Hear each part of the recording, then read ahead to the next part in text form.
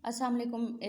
Class क्या हाल है आप लोगों के? ठीक है आप लोग? बेटा हम लोगों का फ़ज़ाइल कुरान मजीद के हवाले से तीनों टॉपिक्स मुकम्मल हो गए हैं।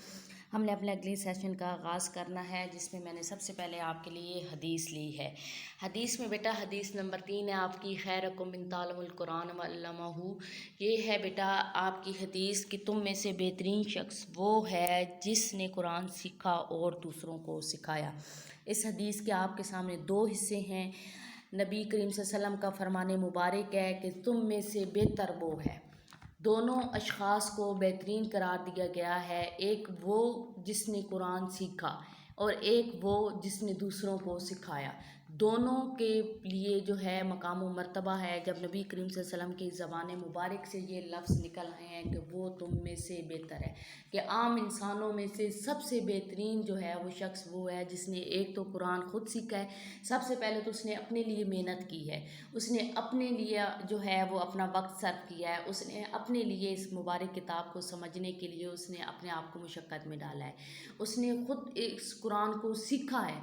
पढ़ना एक और बात है बच्चे, पढ़ लेना एक और बात है, उसको जो है वो जो है दूसरों को पढ़ा देना एक और बात होती है। सिखाना, कुरान मजीद सिखाना, उसके अंदर जो बातें बयान की गई हैं, जो उसकी जो है उसके अल्लाह ताला ने कुरान मजीद के ज़रिए नबी करीम सल्लल्लाहु अलैहि वसल्लम के ज़रिए जो अहकामात हम तक भेजी हैं, वो पहले सबसे पहले अपनी ज़िंदगी में उनका इम्प्लीमेंट करना, सबसे पहले उनको अपनी ज़िंदगी में जो है अपने शब रोज़ में, अपने औकात कार में उनका जो है वो करना, अपने लेन देन के मामलात हैं, गर्ज़ अपने जो है ज़िंदगी के एक ज़ाब्ता हयात में अपने जो है अपनी हदूद क़यूद में कुरान को लेकर आना, कुरान के मुताबिक ज़िंदगी गुजारना, कुरान के अहकामात के मुताबिक ज़िंदगी गुजारना और अपने इस चीज़ से बालातर हो जाना कि मुआशरा मेरे लिए जो है वो जो है उसको मेरे अंदर जो मेरी ज़िंदगी को महदूद कर देगा, मेरे दायरे कार को महदूद कर देगा, बहुत सी ऐसी बातों की तरफ लेकर जाना। उस चीज़ को से जो है वो बिल्कुल हट कर जो है अपनी ज़िंदगी को कुरान के असूलों के मुताबिक ढालना, ये उसकी अपनी ज़ात के लिए की गई मुशक्क़त है। उसके लिए भी नबी करीम सल्लल्लाहु अलैहि वसल्लम ने बेहतर जो है वो का लफ्ज़ इस्तेमाल किया है, और जो दूसरों को भी सिखाए, जो दूसरों को भी इसकी तालीम व तबलीग करे। ठीक है, एक तो वो है ना जिसने अपनी ज़ात को इसके लिए इस्तेमाल किया, दूसरा वो जो अपनी ज़ात के अलावा साथ साथ दूसरों को भी जो है दूसरों की ज़िंदगियों को भी इसके मुताबिक ढालने के लिए अपनी ज़ात को सर्व करे। उसकी सर्फिंग जो है वो यूँ कह लो कि उसका इस्तेमाल जो है, या उसके आप आम अल्फाज में कह दो कि उसकी जो खपना है, उसका खपना दो तरफ है। सबसे पहले तो उसने अपनी ज़ात को ढाला, जब उसने अपनी ज़ात को ढाल लिया, अमर बिल मारूफ नहीं नही मुनकर पर अब वो चल पड़ा, अब वो यही रास्ता जो है वो दूसरों को भी सिखाए। ठीक है, अपनी ज़ात को ढालना, अपने नफ्स को कंट्रोल करना इंसान की अपनी बस की बात होती है, अपने आप को उसमें सर्व करना इंसान की अपनी बस की बात होती है। मैंने एम.ए. इस्लामियात किया, वो मैंने अपने लिए किया, बात है मैंने इस्लामियात को पढ़ा, मैंने अच्छे तरीके से पढ़ा, मैंने इंतहाई मेहनत से पढ़ा, मैंने कोशिश से पढ़ा, मैंने उसमें अच्छी पोजीशंस ले ली, उसमें अच्छे मार्क्स ले लिए। अब अगर वही इल्म मैंने आपको सिखाना है, मैं चाहती हूँ कि जैसे मेरी ज़िंदगी उसके मुताबिक ढल गई, उसी तरीके से आपकी ज़िंदगी उसमें ढले। मेरी तो सर्फिंग ये है ना कि मैंने एक दफ़ा ख़ुद सीखा, और दूसरी दफ़ा क्या होगा कि मैंने आपको सिखाना है। इसी तरीके से मैंने मैथ्स है, इंग्लिश है, ये भी है, जो भी है किताब, ये तो एक आम दुनियावी किताब की बात कर रहे हैं ना हम। एक उर्दू की ज़बान अगर मैंने अच्छी तरीके से सीख ली, मैंने वही अगर आपको सिखाती हूँ, तो मैं 2 दफ़ा अपनी ज़ात को इस चीज़ में सर्फ करूँगी, अपनी ज़ात को खर्च करूँगी।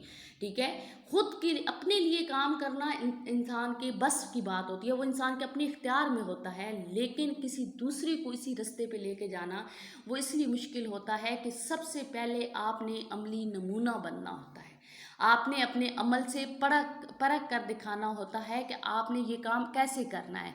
आपने कि यही तरीक़ाकार नबी करीम सल्लल्लाहु अलैहि वसल्लम का था। नबी करीम सल्लल्लाहु अलैहि वसल्लम ने कोई भी चीज़ ज़ोर या ज़बरदस्ती या तलवार के ज़रिए कब किसी को नहीं सिखाई।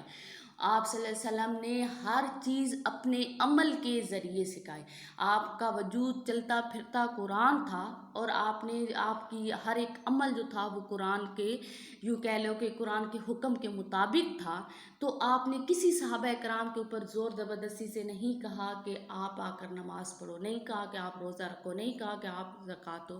آپ نے اپنے مال سے زکوٰۃ بھی دی، آپ نے بدنی مشقت میں روزہ بھی رکھا، آپ نے جو ہے وہ نماز بھی پڑھی، آپ نے دیگر تمام معاشرتی جو ہیں وہ زندگی کے اصول ہیں، جو قاعدے ہیں، ان کو گزارا، اور باقی صحابہ کرام نے آپ کی نقل کی.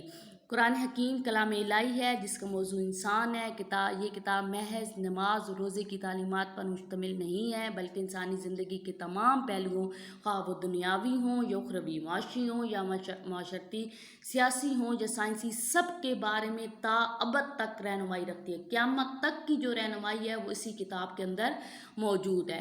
ہم آخرت میں بھی اسی وقت کامیاب ہو سکتے ہیں جب ہم اپنی زندگی کو قرآن کی تعلیمات کے سانچے میں ڈھالیں گے. جب قرآن کے سانچے میں نہیں ڈالیں گے تو قیامت میں کے والدین بھی ہمارے لیے کوئی کامیابی، کوئی رہنمائی ہمارے لیے نہیں ہوگی. اس لیے قرآن مجید ہم پڑھیں، سمجھیں، عملی زندگی میں اس کی پیروی کریں، اور دوسروں کو بھی اس کا پیغام پہنچائیں اور اس پر عمل کرنے کی تبلیغ کریں. بیٹا میں نے آپ لوگوں کو سمجھا دیا ہے اس کی 2 پہلوؤں، اور وہ دونوں پہلو کس طریقے سے اپنی جگہ پر کام کرتے ہیں.